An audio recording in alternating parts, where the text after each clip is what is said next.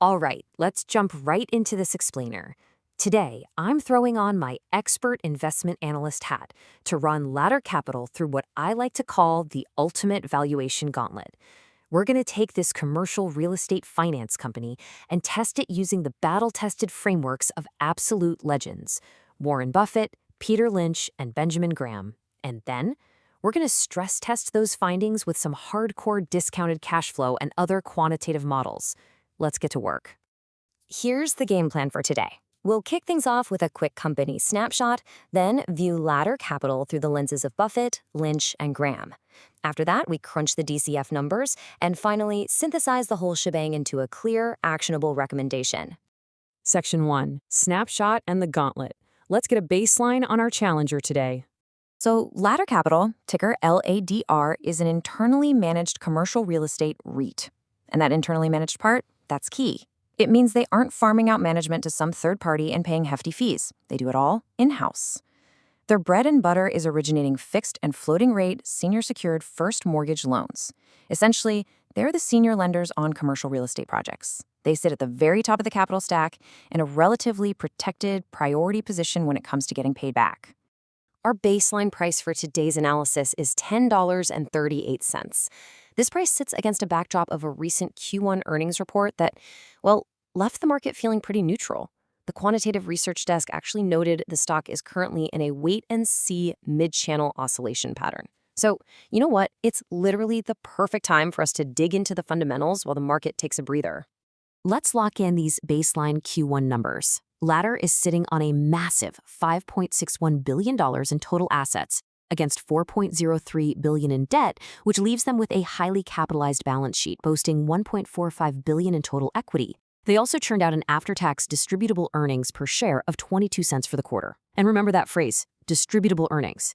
Because they're a REIT, that's the absolute truest proxy we have for the cash actually available to pay out to us, the shareholders. Section 2, the Warren Buffett lens. Let's talk quality and alignment. Look at the trend line here. In a financial industry notorious for management getting giant paydays regardless of actual performance, Ladder's executive bonuses rise and fall directly with distributable earnings. The cash incentive comp for the top brass is strictly capped as a percentage of those distributable earnings. If the company makes less cash, management makes less cash. It's that simple. That is exactly the kind of direct shareholder alignment Warren Buffett demands. And diving deeper into Buffett's criteria, Ladder actually has a surprisingly strong economic moat for a REIT. Get this, they are the only investment-grade rated commercial mortgage REIT out there. They were recently upgraded to BB+ by S&P and hold a Ba3 from Moody's, giving them the lowest cost of funds among their peers. Earnings are remarkably consistent too, generating $27.3 million in after-tax distributable earnings in Q1 alone. That's a solid 7.5% annualized return on equity. Plus, 71% of their debt is unsecured, giving them massive flexibility. Now, actually, scratch the usual owner earnings metric, because Ladder is a mortgage REIT. We use distributable earnings as our proxy. And by that metric, they easily meet Buffett's criteria for a high-quality, moated business. Moving right along to Section 3, the Peter Lynch lens. Let's categorize this beast and look at insider conviction. Now, I find this juxtaposition absolutely fascinating. On one hand, you have a sluggish commercial real estate macro environment. We got to address the elephant in the room. Ladder still has about 33% of its loan portfolio tied up in office loans, which is obviously a sector facing serious headwinds right now. But on the other hand, the insider conviction here is just staggering. Management and the board owned 11.9% of the entire company. CEO Brian Harris alone dropped a $25 million personal investment at inception and now owns over 6% of the company. Peter Lynch absolutely loved it when insiders ate their own cooking. Under Lynch's framework, Ladder categorizes squarely as an asset and income play, maybe bordering on a slow grower. Since we're assuming near 0% growth given the current real estate climate, calculating a standard PEG ratio spits out infinity. But you know what? That's fine. This is a yield and asset protection play, not some high-flying tech growth stock. Their balance sheet is an absolute fortress. 81% of their assets are unencumbered, meaning totally free and clear of other debt pledges. And they recently expanded their unsecured revolver to over $1.25 billion. Lynch would slap a hold rating on this for sure. That massive insider ownership and ironclad balance sheet provide a fantastic safety net while you sit back and collect the dividend. All right, Section 4, the Benjamin Graham lens. Time to get purely defensive with the math. We ran Ladder through Graham's famous defensive investor checklist, and guys, it's practically a flawless victory. Adequate size? Pass, with $5.61 billion in assets. Strong financial condition? Pass, validated by that recent S&P upgrade. They boast rock-solid earnings stability and a consistent 23-cent quarterly dividend. And my favorite part? Looking at valuation.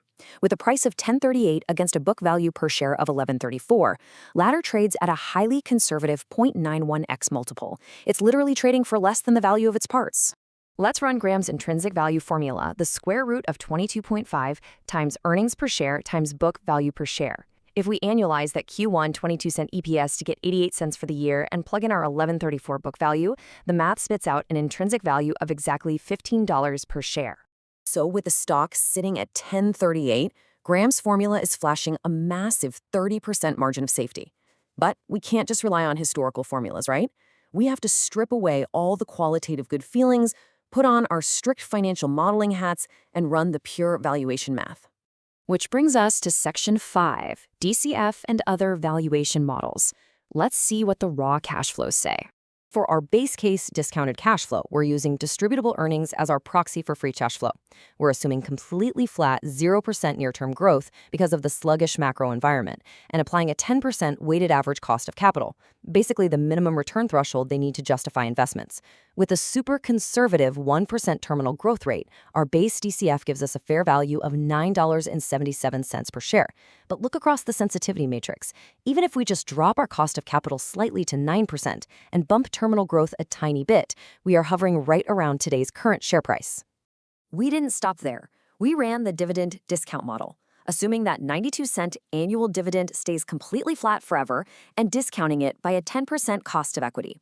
That yields a fair value of $9.20.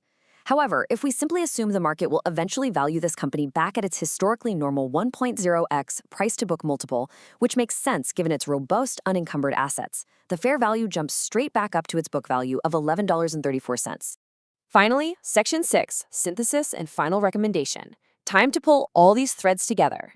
Okay, here is the absolutely crucial takeaway. Look at this summary table. When we view this company purely through the lens of its assets and its defensive posture, using Graham's formula and the price-to-book multiple, the stock looks significantly undervalued and is flashing bright green buy signals. But when we price it strictly on its current cash yield and assume literally zero future growth with the DCF and DDM models, it appears fairly priced to maybe slightly overvalued, which points toward a hold. Blending all of these insights together, Ladder Capital comes out as a compelling hold or accumulate at today's $10.38 price tag.